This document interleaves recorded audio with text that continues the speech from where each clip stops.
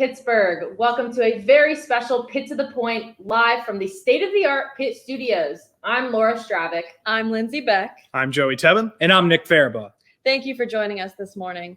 As you can see, there's 4 of us at the anchor desk instead of our usual 2 anchors. That's because today's show is our way to honor our seniors and all that they've accomplished during their time at the University of Pittsburgh. And for the record, each of us here at the anchor desk is a senior. If you're not familiar with the show, Pitt to the Point is your 1-hour news magazine show that covers everything at the University of Pittsburgh to its regional campuses. To the City of Pittsburgh, as well as national and international news.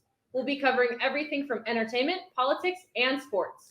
This past year, Pitt to the Point became the first ever show to stream on the University of Pittsburgh's official website. It has truly been an honor to bring you this show for the past 12 weeks. And you can see today's broadcast and those past 12 weeks of shows on our Pitt to the Point website, pittothepoint.com. It's a great way to keep updated on all things Pittsburgh, all the way to the point. One of the most challenging things that anyone can do in broadcasting is cover breaking news. It's imperative a journalist uses every skill they've learned to accurately cover a breaking news story. And that was the case on March 29th. No one in Pittsburgh will soon forget when an active shooter was reported at Pittsburgh Central Catholic High School and Oakland Catholic High School. The reports ended up being hoaxes that were perpetrated on a national level. It took an incredible effort by our entire Pitt to the Point staff to provide exceptional coverage for this story. From our students who rushed to the scene to gather interviews and information, to producers who got hold of the police scanner report when the incident was first reported. It was definitely one of the most challenging weeks that Pitt to the Point any of us had here, but it was also one of the most rewarding because of how we covered every angle of the story. Our city beat reporter, Natalie Bellin, filed the feature on our show that week, and she joins us now. Natalie?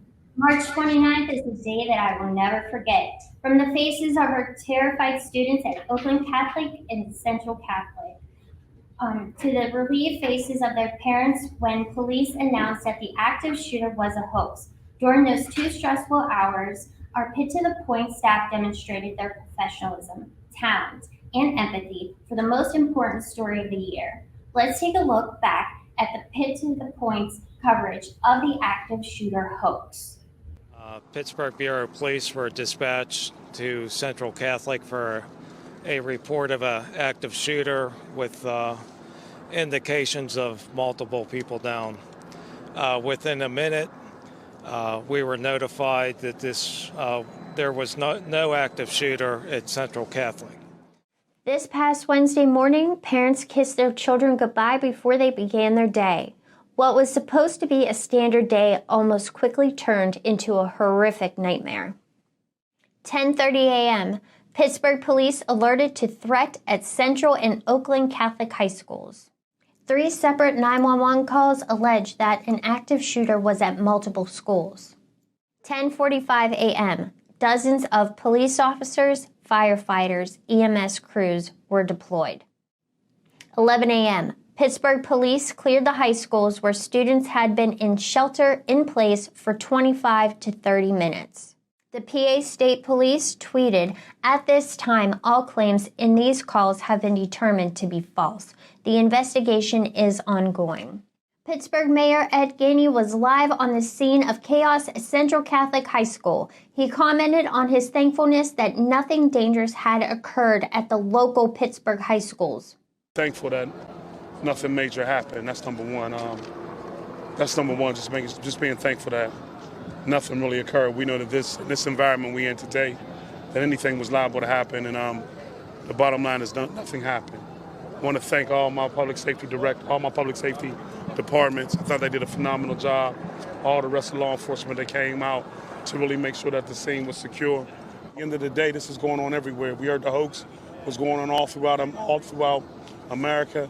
Our greatest asset is our children. We got to keep them safe, and we have to continue to work together to ensure that happens. Central Catholic and Oakland Catholic were targeted among multiple schools across the state by computer-generated swatting calls. The mayor's office issued a statement for Pitt to the Point. Pittsburgh, today I am grateful for the safety of our children and thankful for the quick response from our public safety bureaus. Our children shouldn't be afraid to go to school, and parents shouldn't be afraid to send them there. Our Bureau of Police is working with state and federal partners to determine where this call originated from and to identify the people responsible for this senseless fear-mongering. In addition to our breaking news coverage, our Pitt to the Point producers and reporters interviewed an AI expert too. You can see that complete interview by Joey Tebben on our website at pittothepoint.com. For Pitt to the Point, I'm City Beat reporter Natalie Bellin. Laura, Lindsay, Joey, and Ned. Thanks, Natalie. We've had extraordinary and interesting guests on Pitt to the Point because of the notoriety of our show. Some of the most influential people in the world have joined us. This past spring, we could not have had a better guest on the anniversary of Russia's invasion of Ukraine than University of Pittsburgh economics professor Timothy Milovanov, who joined Pitt to the Point live from Kyiv. We also had the honor of being joined live from Washington, D.C. by the Ukrainian ambassador to the United States, Madam Oksana Markarova. Ambassador Markarova covered a vast number of topics, ranging from aid to the United States to assist Ukraine in its war with Russia, to the leadership of Ukrainian President Volodymyr Zelensky. Our Pitt to the Point anchors, Margot Renzel and Mio Wadella, made us all proud with their in-depth interview with Ambassador Markarova. Here's Pitt to the Point political reporter Dylan Foster with a closer look at our amazing guests. Dylan? Over the past 2 years, Pitt to the Point has brought you remarkable interviews with remarkable guests. This past March, we met Oksana Markarova, the Ukrainian ambassador to the United States. Since Oksana February Markarova has appeared on countless television 2022, networks Russia over has the been past at year war with to Ukraine, discuss the and it is conflict not of over Russia yet. and Ukraine. Today, we are joined Pitt to the live Point with the anchors ambassador Mio of Ukraine to the United States, Oksana Markarova. Thank you so much for joining us this morning, Madam Ambassador. Good morning, Pittsburgh. Thank you. So Ukraine is a NATO partner country, which means that it cooperates closely with NATO, but it is not covered by the security guaranteed in the alliance's founding treaty. What are the sentiments of most Ukrainians regarding NATO membership? Thank you. That's a very important question. Ukrainians always wanted to come back to Europe, come back to the transatlantic family, which we unfortunately were deprived of during the Soviet occupation. So since 1991, Ukrainians worked really hard in order to move back to Europe. And NATO is a very important security alliance, which Ukrainians wanted to be part of. We tried in 2008, if you remember, to get the membership action plan. And since 2014, actually, when the war started, when Russia attacked us the first time, everyone understood in Ukraine, and the majority of Ukrainians supported Ukraine's accession into NATO. That's why we were moving as close as possible, and we got the EOP status, which is the extended partnership with NATO. Now, this year, the International Republican Institute conducted a survey in Ukraine, and the results are even higher than what we have known before, that the majority of Ukrainians supported. 82% of Ukrainians actually expressed support for Ukraine's membership in NATO, while 85% supports Ukraine's membership in the European Union. So we can say that, the overwhelming majority of Ukrainians see Ukraine in NATO. And what we see now on the battlefield, how our armed forces are more successful, even though they're outnumbered, because we already use the NATO standards, because we're transitioning to NATO type of equipment, and because the values and principles that we're building Ukraine on and building our armed forces and everything are those of the, we can say, collective West, or we can say the civilized countries, or we can say the NATO countries. Absolutely. Thank you so much for your insight. So when Russia annexed Donetsk, Luhansk, Kherson, and Zaporizhia last October, the United States immediately placed sanctions against Russian people and companies. So in your opinion, how effective have these sanctions been since? Very effective. So again, there were some sanctions rolled after the initial invasion in 2014. But of course, what we've seen after February 24th, when not only the United States, but all community together, all the sanctions were coordinated with the European Union and other countries, have been rolling at an unprecedented scale. So sanctions against individuals who are responsible and involved in this aggression, sanctions against companies and banks that are fueling the war with their money and involved in the efforts. Sanctions and export controls also importantly in order to decrease Russia's ability to do this malign aggressive acts. So sanctions have been very effective. We already see some decline in the Russian economy. We already see how they lack the high precision weapons, how they are less and less effective, but we are not yet where we can say that sanctions are sufficient. So right now, more than a year, 13 months after this re-invasion and the start of the full-fledged war, the goal is actually to continue to strengthen sanctions, to double down on everything that we can do in order to stop Russia, essentially. And also very important area on which the US is focusing Ukraine and our allies is to prevent the sanctions evasion by some other players. So this is also a big area of interest. But in short, in addition to weapons, more weapons in order to get to peace faster, we need also tighter sanctions in order to stop Russia faster. Absolutely. I do hope those sanctions continue in their effectiveness.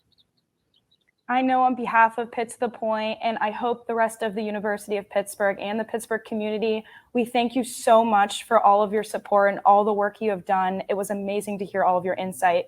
We wish Ukraine safety and you support through all of this. Thank you, Madam Ambassador. Thank you, Margot and Mia. Thank you for having me.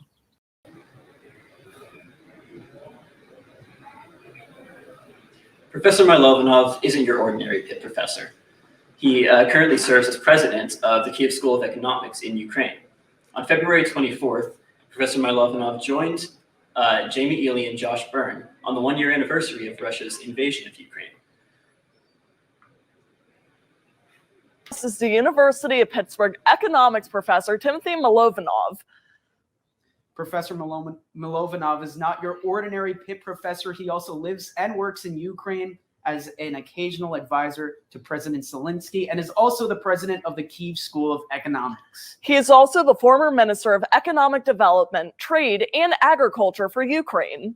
To talk about the latest conditions in both Ukraine and about the conflict with Russia, we are delighted to be joined live over Zoom by Professor Milovanov. Professor, welcome to Pitt to the Point. How are you doing today? Thank you. Thank you for having me. Thank you so much for being here, sir. Now, you've been in Ukraine since the start of the war. How have you noticed things have changed over the the course of the past year? Correct. I came to Ukraine several days before the war, and today is 1 year, and it's hard to believe that it has been a year and the fighting doesn't subside. One thing which is clear that Ukraine will continue to exist as a country, but this atmosphere of determination among the Ukrainian people continues to be there. From the day one, I think people were resolved to continue to fight and to protect their nation. In many ways, it's an independence war for Ukrainians. But I think what has changed over the year that it has become very, very personal for so many people, because people have lost friends, loved ones, family, children, parents, sisters and brothers. And so there's this grim, strong, very mature, very adult-like commitment to the fight, to the resistance, to the defense effort. Now, Professor, I actually stumbled upon your Twitter page last night, and I noticed that you made a very powerful post just yesterday documenting the events 1 year ago of the first day of battle. There were scenes of tanks driving right past your car with children at the helm. How do these current days right now compare to the first few days of battle that you publicized on Twitter recently?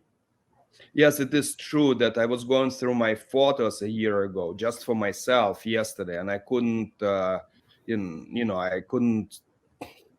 I was overwhelmed by this ability of Ukrainian people to just simply do their job. And the tweet you are referring to is we were driving somewhere towards safety because the village, the suburb in which my sister's house was, where we were supposed to meet if something was happening, and we went there. That village was close to be overrun by the Russian paratroopers, so we had to move further. And as we were moving, away from the Russian paratroopers, Ukrainian tanks were coming to defend that village and to defend that airport, which was closed. And this were, 18-year-olds there, 19-year-olds, kids essentially. And, I hope they survived, but I'm not very optimistic about that. And they knew what they were doing. They knew where they were going, but they kept going, And it's just what dawned upon me is that on that day, just everyone was doing their jobs. And I think that's the secret to survival of the state. When things get tough, when there's a tragedy, everyone just has to do their jobs. Stand by. Dylan. If you want to catch the full interview with the Ukrainian ambassador, visit our website at pittothepoint.com. We want to thank as well Professor Milovanov for joining us 2 years in a row to discuss the conflict. For Pitt to the Point, I am your political reporter, Dylan Foster. Now we're going to hand it over to Amelia with our Pitt Beat report. Amelia. The protest started in Shenley Plaza, but the protesters quickly made their way to the streets after many more came. This stopped traffic for an hour and a half at the intersection of Bigelow Boulevard and Forbes Avenue. Meanwhile, Mrs. Riley Gaines was talking to about 70 Pitt students at the O'Hara Ballroom about why she believes transgender women do not belong in women's sports.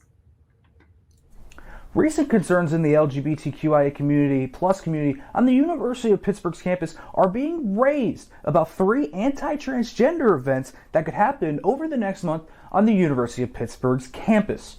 But not everyone is sitting idly by and letting it happen, as protests and other activities are deemed to be necessary to occur. Outrage and clamor have taken over the University of Pittsburgh after it was revealed that 3 anti-trans speakers will be hosted on the University of Pittsburgh's campus. So it makes me feel as if, Pitt is kind of failing its LGBTQ plus students on that front. I think these events are going to be pretty harmful overall to the trans community. On March 24th, Cabot Phillips, an editor of the right-wing website The Daily Wire, will come to campus.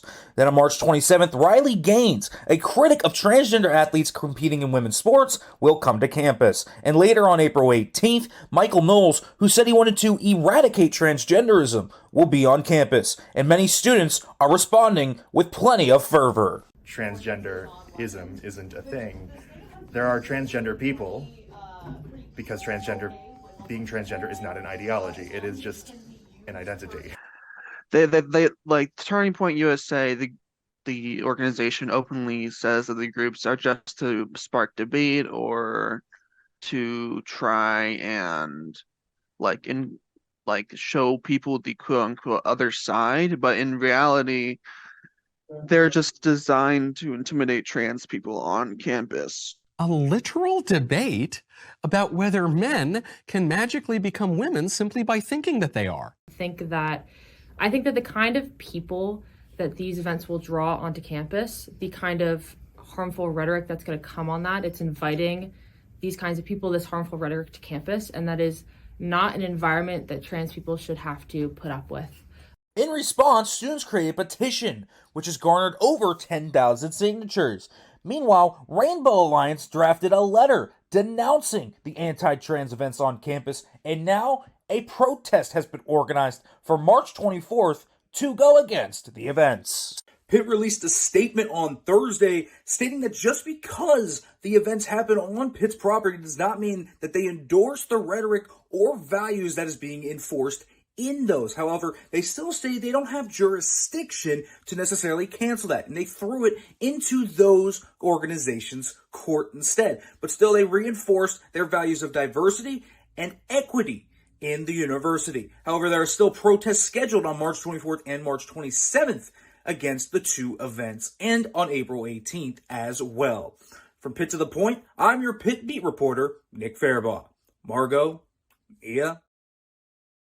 Pitt to the Point is proud to say our coverage of this hot-button issue didn't stop there. A few weeks ago, we were joined live from England by a member of the first all-trans men's soccer team. From Pitt to the Point, I am Amelia Pearson, your Pitt Beat reporter. Jody, Lindsay, Laura, Nick. Thanks, Amelia. When we come back, we'll explain to you how your brain is doing overtime work you don't even know about. We all held our breath when Buffalo Bills safety and former Pitt football player Damar Hamlin went into cardiac arrest during a Monday night football game. But his recovery and the awareness it created just may have saved a Pitt coach's life. And we'll revisit the show when a living legend joined us in studio at Pitt to the Point. Stay with us. We'll be right back. And Carlos, as usual, has burst out of the blocks. Tommy Smith running pretty well so far. And in lane 2, Monbrook is strong on the outside. It's Edward Roberts. It's John Carlos right now. It's Carlos and Smith. And here comes Tommy Smith. We are Pitt to the Point underclassmen, and we hate to see our seniors go because we love them so much. So we came up with this great idea. We have our professor give them all Fs, so they have to return for another semester. It seemed like a good idea at the time. Yeah.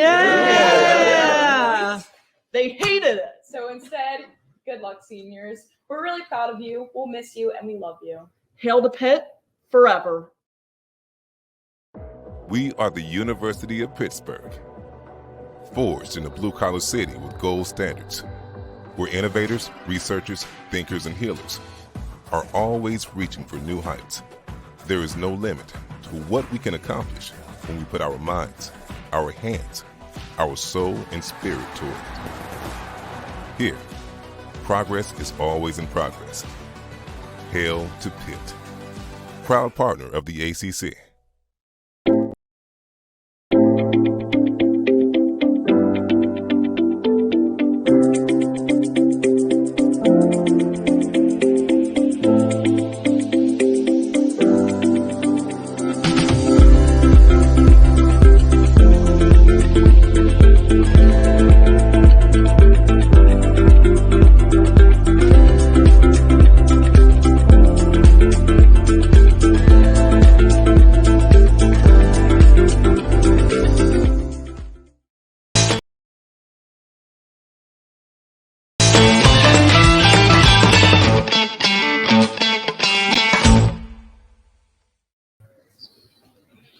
Welcome back. Have you checked out our website yet? Because if you haven't, you definitely should give it a look. You can see all of your Pitt to the Point faves and stay up to current events. Check us out on pittothepoint.com. And if you want to learn about the magic that happens behind the scenes and see more of our good-looking team, check out on social media. And you can find us on Instagram and Twitter at Pitt to the Point with a 2, and on Facebook at Pitt to the Point. We might be seniors of the desk here, but that's for all you real seniors out there with that Facebook mention. So check it out. It was a sight no one watching will ever forget. Buffalo Bills safety and former Pitt football player Damar Hamlin unconscious on the field in Cincinnati. Hamlin suffered a cardiac arrest following a hit in a game versus the Cincinnati Bengals on January 2nd. Fortunately, his heartbeat was restored on the field and he was transferred to the UC Medical Center. And gratefully, Damar recovered and inspired people around the world for his resilience and positive attitude. His journey since that Monday night football game has been well documented and has led to a greater awareness about cardiac arrest and health issues.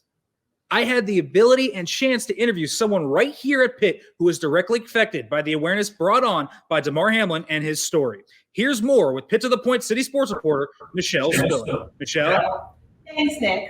Several months ago, a Pittsburgh Panther athletic coach suffered from a heart attack. Somebody nearby saved his life by knowing CPR. This led to the Pittsburgh Panther athletes learning CPR and learning how to do it. Now, just as Nick said, we get to see how he covered this amazing story. On May 9th, 2022, Pitt Associate men's head basketball coach Milan Brown collapsed. He was going into cardiac arrest. But without the help of an AED, he wouldn't be here. Two things that were told to me from the doctors for sure is that it was almost like a drill. And if the people had not done CPR the way they needed to, and if the AED had not been applied to me, I definitely wouldn't be here because I was gone. An AED is an automated external defibrillator. It's critical for those experiencing cardiac arrest. But so is CPR, and Pitt athletes and coaches are brushing up on their skills. My personal opinion, every single person should know CPR, as many people as possible. But in particular sports, teams, coaches, and players should all know CPR and should understand how to use an AED, because we do know that these kinds of events can happen on the field, whether it's from trauma or some underlying heart problem or heart defect. Knowing your CPR, you need to have that, you need to be equipped with that, because you just don't know where you're going to be and what's going to happen. And with DeMar Hamlin returning to Pittsburgh on Tuesday, he and Milan Brown share gratitude. It's a sense of gratitude that you have and thankfulness that you can tell in his spirit, and hopefully you can tell in mine, that we're truly two people that can definitely say you need to take advantage of the day that you live in. While DeMar Hamlin was receiving medical attention after collapsing on the field and suffering a cardiac arrest, there were millions of dollars in donations flying into DeMar Hamlin's foundation, the Chasing M Foundation Community Toy Drive. Their goal was to receive $2,500 in donations, but now they've surpassed $9 million in donations. DeMar and his family are extremely grateful and express their gratitude to those who have donated and those who continue to donate. If you're interested in donating, text GIVE43 to 44321. From Pitt to the Point, I'm City Sports reporter Michelle Spiller. Laura, Lindsay, Nick, and Joey. Thanks, Michelle. Here's what I know. During my 4 years of college, I used up a whole lot of brain cells. Yeah, there's a few of them left up there, but 4 years of Port Authority bus emissions, they wiped out a lot of them, Laura. Well, it's often said that humans use only a certain percentage of their brains. Well, some of us, I suppose. A new study has shown that one part of the brain is responsible for recognizing faces and voices. During the first show of spring, our resident Jeopardy expert, Joey Tebben, did the research to share this interesting study with everyone. Here's more on this discovery. From Pitt. Say hello to your brain. Specifically, say hello to the part highlighted in yellow here. That's your fusiform gyrus. Fusiform meaning spindle-shaped and gyrus meaning a fold in the brain. The fusiform gyrus is a part of the brain that experts still don't know everything about. Multiple studies suggest the fusiform gyrus helps to recognize visual stimuli like colors, words, and people's faces and bodies. But in a recent study by the University of Pittsburgh's Department of Neurological Surgery, researchers suggest that this part of the brain also plays a role in recognizing people's voices. So let's do a little experiment of our own right here. Whose face is this? You got it? Now whose voice is this? Today I say to you that the challenges we face are real. Same guy? Well, despite the fact that you perceive Barack Obama, I assume, through two different senses, this new study suggests that the same part of your brain, the fusiform gyrus, did work for both your facial recognition and your voice recognition. In the experiment from the study, a patient was shown a color image, then a voice clip of either Barack Obama, Bill Clinton, or George W. Bush, chosen because of their universal recognizability. Electrodes implanted inside the patient's brain measured the brain's electrical signals, so researchers could identify what specific part of the brain was responding to these stimuli. After tests with 5 patients, the team was able to suggest that people use the fusiform gyrus to not only recognize faces, but recognize voices as well. So what do researchers do with this information in the future? Well, the study opens with the sentence, "The ability to recognize a voice quickly and effortlessly is crucial to our everyday life. More deeply understanding how the brain recognizes faces and voices allows medical professionals to more effectively treat those with disorders that make them struggle with those very things." And that's what medical research at the University of Pittsburgh is all about, helping people through innovation. You know, there's always talk about deep space exploration, whether it's in outer space or the depths of the ocean, but it's safe to say that most of the unknowns in this world are still up there in that thinking machine, and we're learning more about it every single day here at the University of Pittsburgh. But we're just getting underway here in today's special broadcast of Pitt to the Point. When we come back, we'll share the interview we had with the man who is the focus of the most famous sports photo ever taken. Just want to read.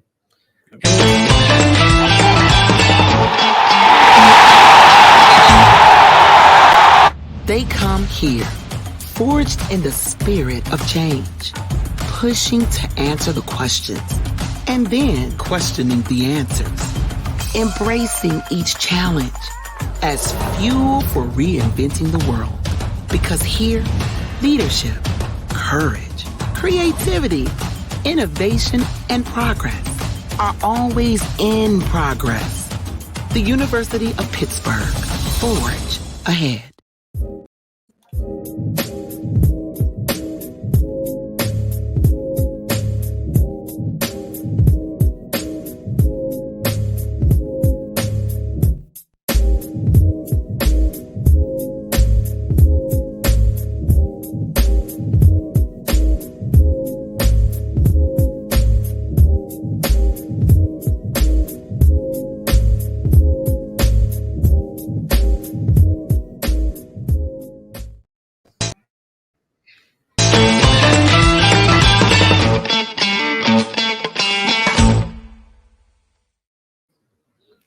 The University of Pittsburgh's college and high school program allows high school students to get college credit by enrolling in a course that is also offered at Pitt. Broadcast 1 is a CHS course offered by Pitt to Riverside High School, Montour High School, and Lancaster Catholic High School. One of the added bonuses for our participating high schools is joining Pitt to the Point live each week in a segment we call the College and High School Report. What amazed us was the talent of all the students from each of the participating high schools. From Montour's Bus Loop to Lancaster's Catholic The Morning Show, the students at these high schools provided great features each week. Some of them were better than ours.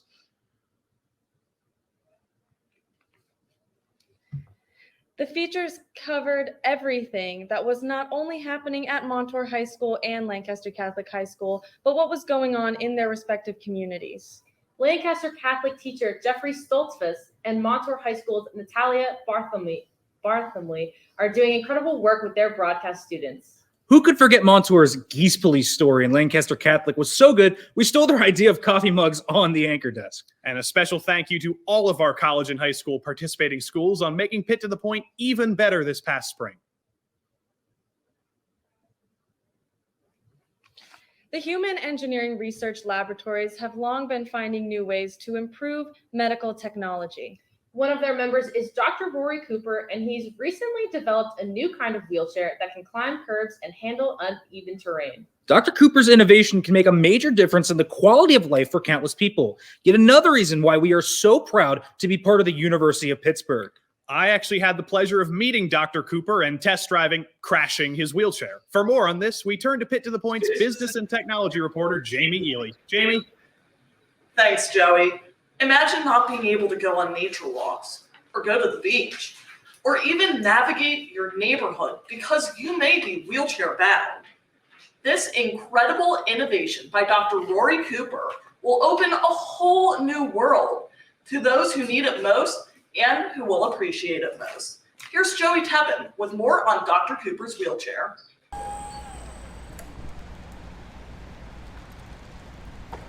Your eyes do not deceive you. You're currently watching a wheelchair climb up a curb on its own.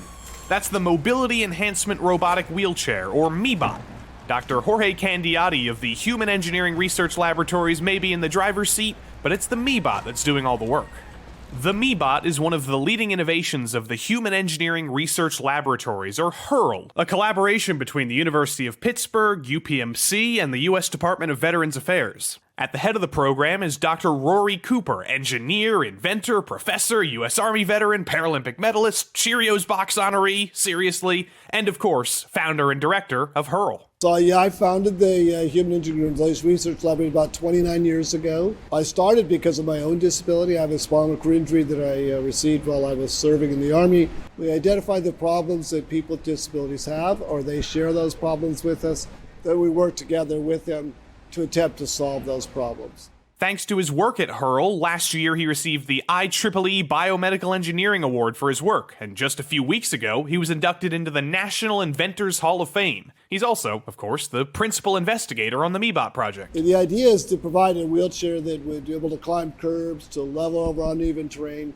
to reduce the risk of accidents and allow people to go where they want to go. Try to make the world a little bit safer and expand the mobility for people with severe disabilities. The MEBOT is still a few years out from public use, but as with all publicly funded projects, Dr. Cooper says it takes time to make sure you get everything right. Obviously, if we've got a lot of influx of money, we could hire more engineers and we could go a little bit faster, but we want to move deliberately and safely and come up with a good quality product.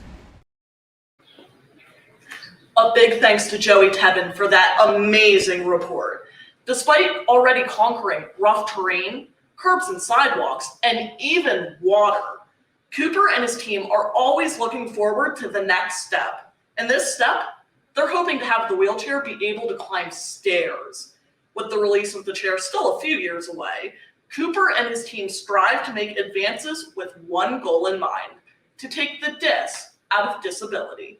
For Pitt to the Point, I'm your business and technology reporter, Jamie Ely. Laura, Lindsay, Joey, and Nick. Thanks, Jamie.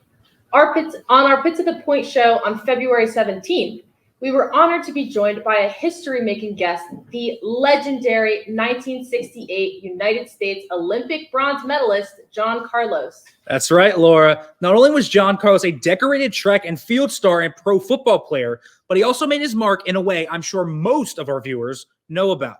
Despite all of his athletic achievements, Mr. Carlos is most well known for his show of Black pride and solidarity on the Olympic podium in 1968. And Mr. Carlos boldly raised his fist alongside gold medalist Tommy Smith to protest racial segregation in the United States and abroad.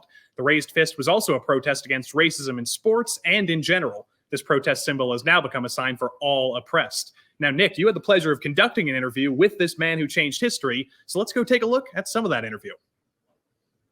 Icon, a change maker, a legend. I am proud to be joined now by Dr. John Carlos. Thank you for coming on. Nick, it's my honor to be here.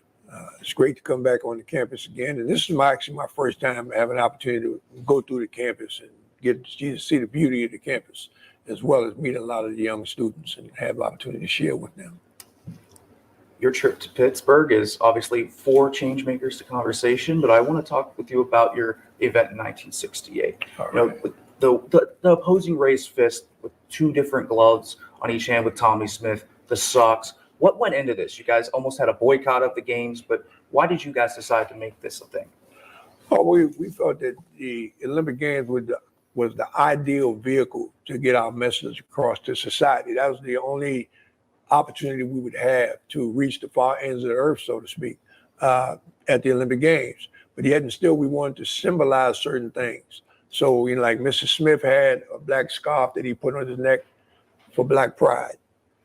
I had beads on my neck to symbolize the lynching that had been taking place before my time, hence my time, and during my time. And then we all of the black athletes were wearing black socks in their races. We didn't wear shoes out there to illustrate the poverty that was taking place in the United States. You know, we felt once again, this is the greatest country in the world and people shouldn't be running around trying to find shoes to go to school. And then I didn't have my uniform dress zipped up in protocol, so to speak, because I thought about my mom and dad in terms of them being blue collar workers in the country, and the blue collar workers was the gut of this nation. And they're the least respected and honored for what they do. So I didn't want to leave them out. So I went out there to represent the blue collar workers as well. I had a black jersey on over my USA uniform. People ask me, what was that for? I say, because I covered my USA jersey because I was actually ashamed of America. I felt America could do so much more, and they put up the pretense to the rest of the world that we this great nation. But I was ashamed because they was putting up this pretense. And I said, I'm shameful because we can sit down and resolve these issues if we take the time. And they refused to do it at that particular time. To see the full interview with John Carlos in its entirety, you can go to pittothepoint.com and watch the February 17th, 2023 show. So, Nick, how does that interview rank? You've done a ton of interviews in your career. Where does that stack up? I mean, you don't often get to see history right in front of you. John Carlos is history. That's the best interview I've done. I've interviewed a lot of great people and players and all around, but John Carlos is so wise and brings so much just expertise to every subject you ask him about. You learn so much. The great John Carlos. It's something I'll never forget. Yeah, I think we all felt just really blessed to be even in the same room as him. And we're off to see the latest developments on our regional campuses now when we come back. And who doesn't love a parade? I can assure you that one of our Pitt to the Point reporters loves them so much that he became part of one. And our alumni spotlight shines on someone who is silently making a difference. And there once was a basketball player, and he might have been. We'll share with you a audio transfer that took place on the basketball court right inside Pitt. We'll be right back.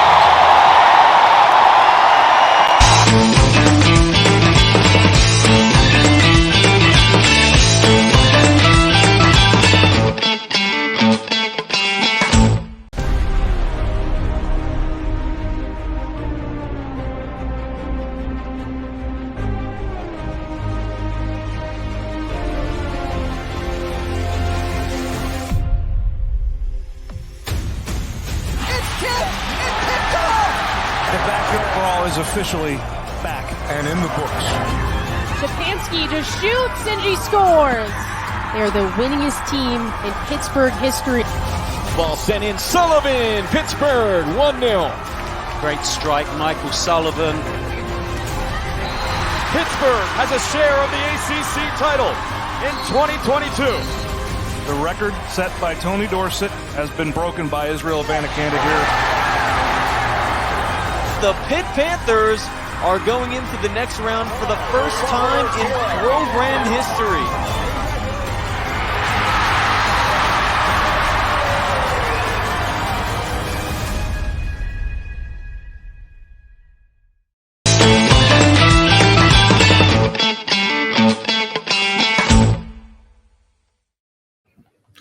Welcome back to Pitt to the Point. Here at Pitt, there's a saying, progress is always in progress. Well, 2 University of Pittsburgh campuses took that idea and they ran with it.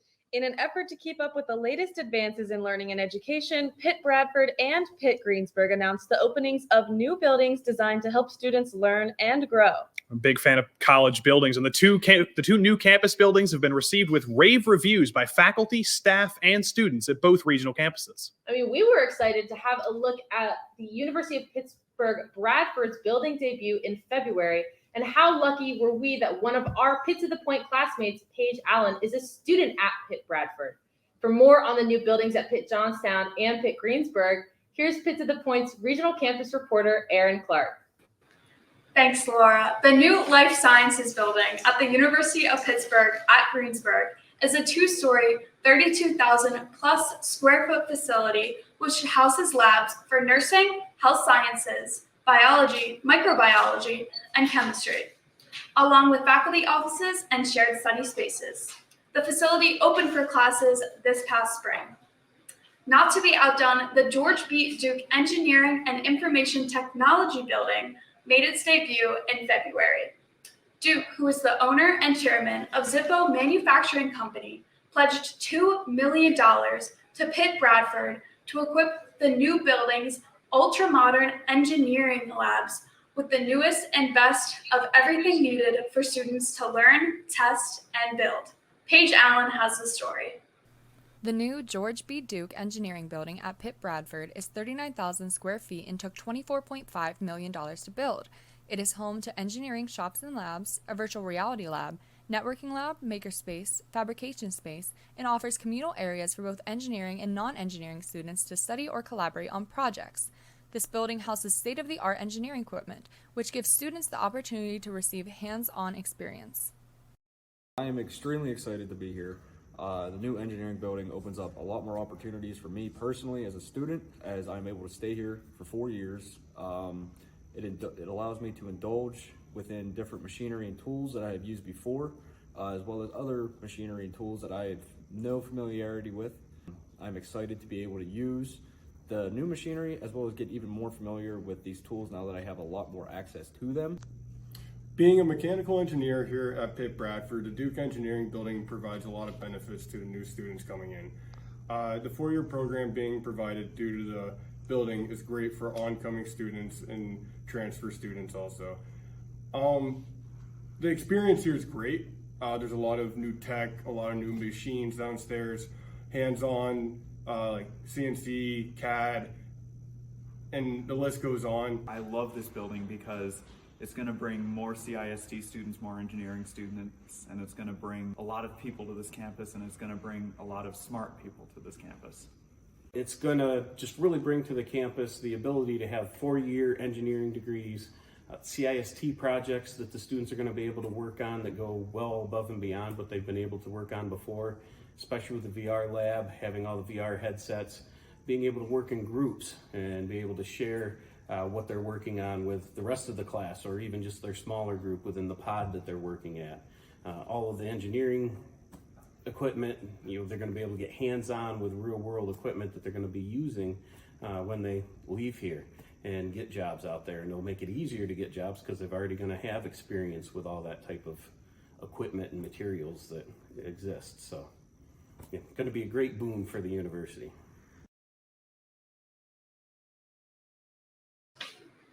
Next up, the University of Pittsburgh here in Oakland.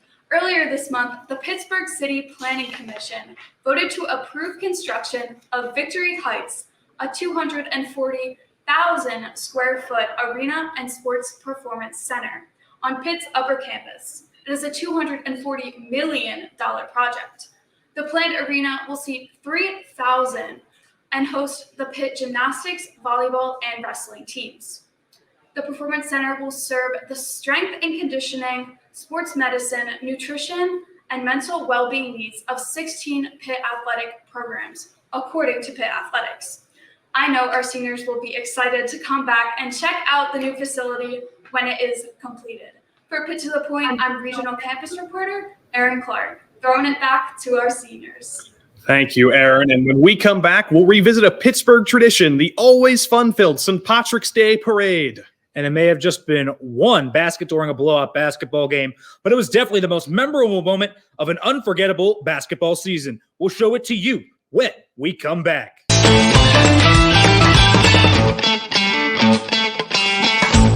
So one inventive tool that the University of Pittsburgh has is Pitt Funds Me. So Pitt Funds Me is for outside scholarships that you can review and apply for as well. There's 8,000 plus scholarships on that website. These scholarships have been vetted as good and reliable resources, so you can guarantee that these are not resources that are trying to steal money or trying to scam you in any way. Any student has access to this, even admitted students who have not deposited yet. When you go into your my.pitt.edu, you'll want to search in the Ask Kathy box, Pitt Funds Me, and make sure instead of an S in Pitt Funds Me, you're going to put a $sign.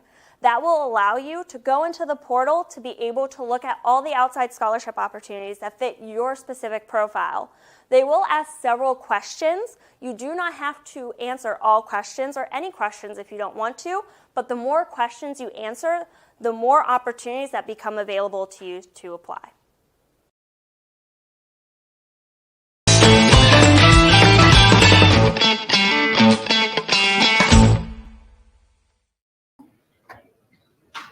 The University of Pittsburgh has more than 450 clubs on campus.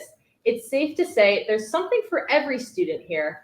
For me, I have the honor of being the president of Rainbow Alliance, which is the oldest LGBT org on campus. I myself am the sports director of our campus radio station, WPTS, and being a part of that club has opened countless doors for me, Joey. Yeah, two great clubs there. And each week, Pitt to the Point highlights a feature on one of the many other clubs here at the University of Pittsburgh. We call this segment Clubbing at Pitt. One of the most popular clubbing at Pitt segments this year was when we highlighted one club that is creating social, professional, and academic opportunities for students on campus. It's a club that supports foreign language learning. The Brazil Nuts Club gives students an outlet to practice their Portuguese with their peers. By popular demand, here, once again, is our feature on the Brazil Nuts Club. Aqui está! Oi, bem-vindos ao Club Hoppers. And I'm Elliot, and I'm here with Brazil Nuts. Woo! Oi! So we meet every Monday, typically at 4:30 in the Global Hub, although last week we actually had a collaboration event with the Italian Club. So everybody at any level is welcome. It's also a really great opportunity to meet other people who might be at different levels, and the more friends you make, the more conversation partners you have, the better your Portuguese becomes. Ficamos perdidos em Montreal por, 3, 4 horas. Chegamos no hotel às 2, 3 horas da manhã e fiquei tão frio, menos 5 graus. Oh, meu Deus. E chegamos no hotel, eles falam, os trabalhadores no hotel, eles falamos que os quartos não estavam prontos. Então ficamos lá fora do hotel por... De madrugada. De madrugada, uns 45 minutos, no frio. How would I say, I want to go to... That's a long sentence. We could, I want to go to Brazil for Carnival. Yeah, that's what I was thinking. Yeah, Is that... yeah, we can definitely Okay. do that.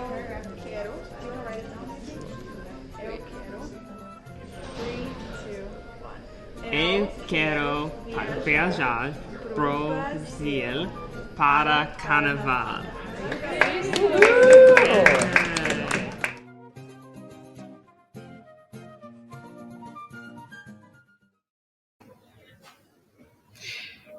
ASL stands for American Sign Language, which is the sign language most commonly used by the deaf and hard of hearing community in the United States. Approximately 500,000 people throughout the U.S. use ASL to communicate. Each week, Pitt to the Point has the honor of recognizing a University of Pittsburgh alumni that continues to impact our community and make Pitt proud. We call this segment Alumni Spotlight, and one Pitt alumnus who we featured in one of our spotlights has been signing an incredible legacy. Pitt to the Point's Jordan Sapp shared her story with our viewers. Let's take a look.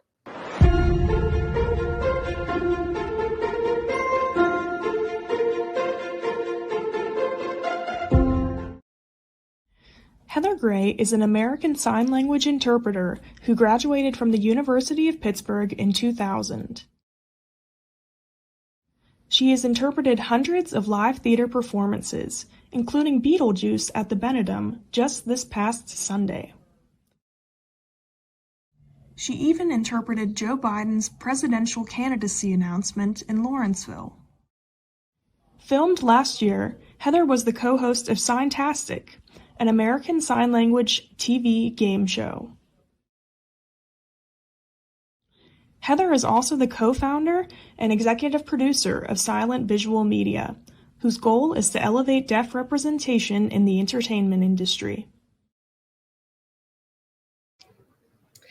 Now, the Pitt men's basketball team has had a historical 2023 season that culminated in a trip to the NCAA tournament. The Peterson Event Center and our classmates in the Oakland Zoo made the season even more memorable with their support of the team. On top of all of the team's success this season, one player finished off their Pitt basketball career with an exciting and emotional send-off at senior night. If you were in the Pete that night, it's a moment you will never forget. Pitt to the Point's Pitt sports reporter Anthony Siki joins us more on the night Aiden Fish became a legend at the University of Pittsburgh. Anthony? Thanks, guys. Well, we all have dreams, but rarely do they come to fruition. Now, Aiden Fish is from Murraysville, Pennsylvania, right outside of Pittsburgh, and played basketball at Franklin Regional High School. Now, coming to Pitt, Aiden thought that the closest thing that he would have to being a Division I basketball player was to be the team's manager. 2 years later, Coach Jeff Capel gave Aiden a jersey.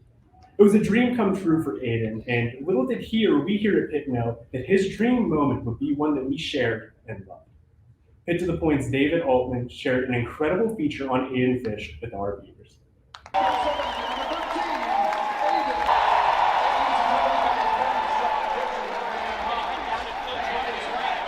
Every kid dreams about, these type of opportunities. Definitely something that I dreamed about, I worked for, but just to see it happen is unbelievable. It's kind of getting emotional just thinking about, all I've been through and how it's kind of coming to an end, my journey here. It was just a really emotional night, even before I got onto the court.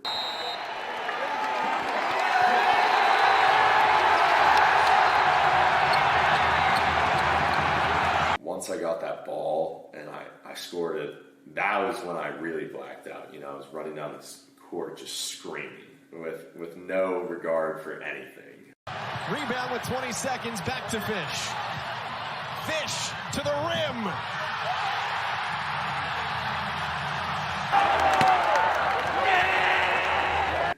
And then the buzzer sounded, I just lost it.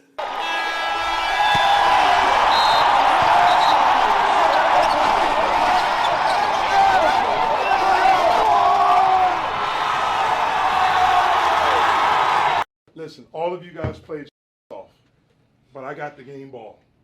And I'm going to give this to a dude. Man,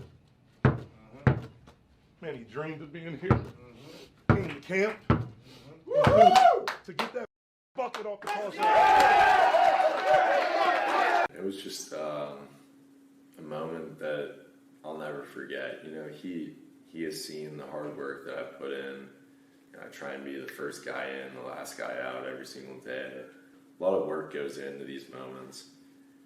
And he's been through a lot with this program. We've been through a lot together, culminated with a win over Syracuse on senior night. We're not done yet, but just to, kind of live in the moment there was unbelievable. One Shining Moment, a song written by David Barrett, is traditionally played at the end of CBS's and TBS's coverage of the NCAA championship.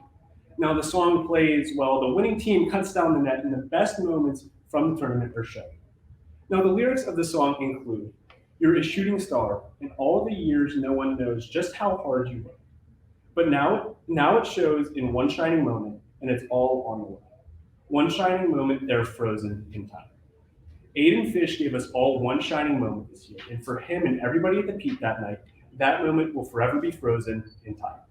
From Pitt to the Point, I'm your Pitt sports reporter, Anthony Siki, Laura, Lindsay, Joey, Nick.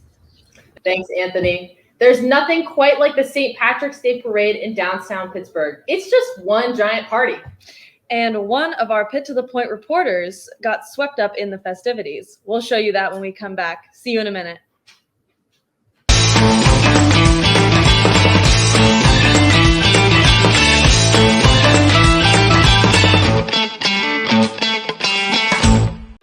They come here, forged in the spirit of change, pushing to answer the questions, and then questioning the answers, embracing each challenge as fuel for reinventing the world.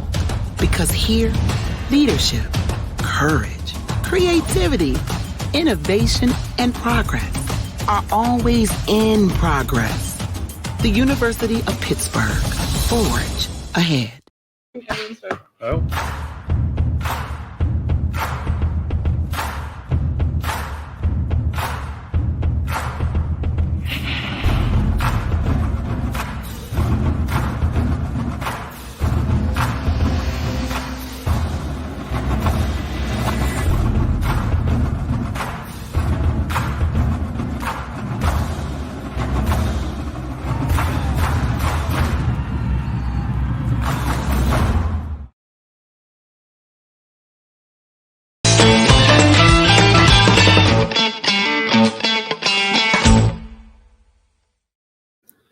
Welcome back to Pitt to the Point. For everything from politics to sports, entertainment to medicine, Pitt to the Point is the place to be. It's a lot of P's. You can stay up to date on the latest by going to our Pitt to the Point website at pittothepoint.com to see what we've covered the past 12 weeks.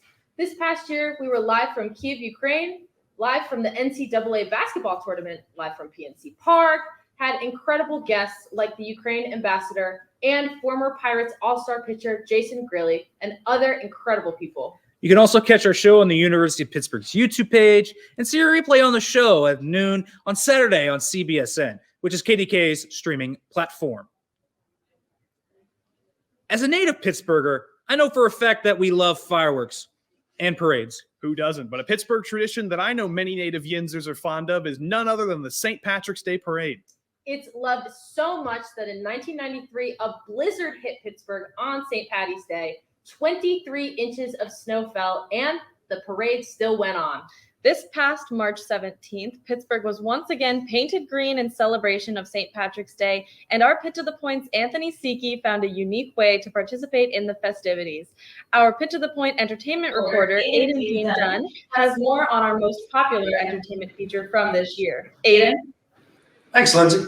If you're in New York, it's the Macy's Thanksgiving Day Parade. If you're in Pasadena, California, it's the Tournament of the Roses Parade. But if you're from Pittsburgh, it's the St. Patrick's Day Parade. And it could stand up against any of those more famous celebrations any day of the week. And it makes sense. More than 1/5 of this city's metropolitan community claims an Irish heritage. And as such, the city hosts one of the largest St. Patrick's Day celebrations in the country. Pitt to the Point's Anthony Siki decided to ditch his Italian heritage for the day and go see how St. Patrick's Day is celebrated in the Steel City.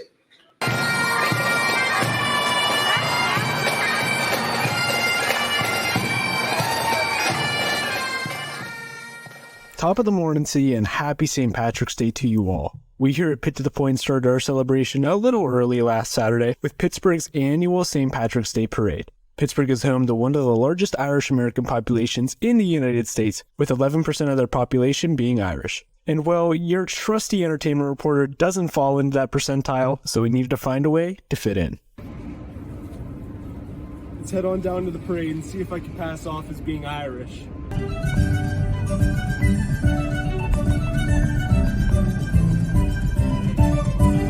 Did you think I could pass as being Irish for this parade? I mean, not really, but I mean, you probably fit it better than me. But I don't really think it matters that much. I try my best. Okay, well, maybe my disguise didn't make me any more Irish, but that didn't stop the annual celebration from continuing.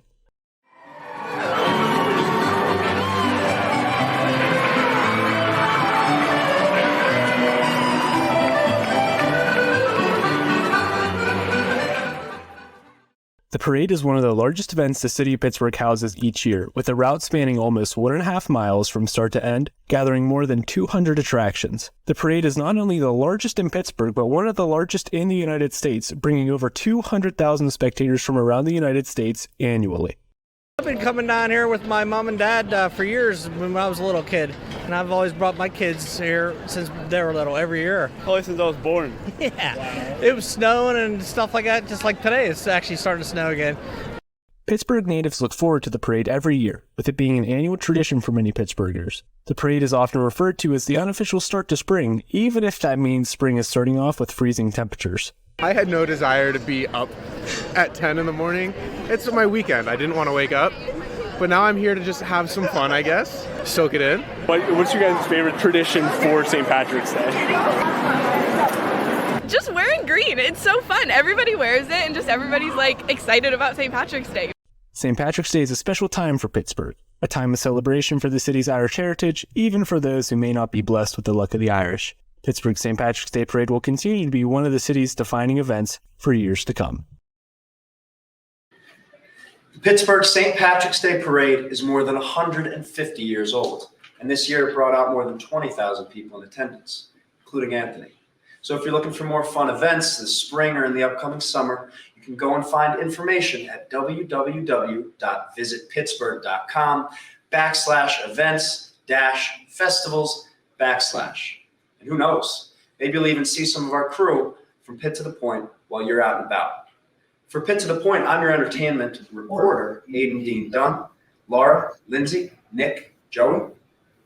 Thanks, Aiden.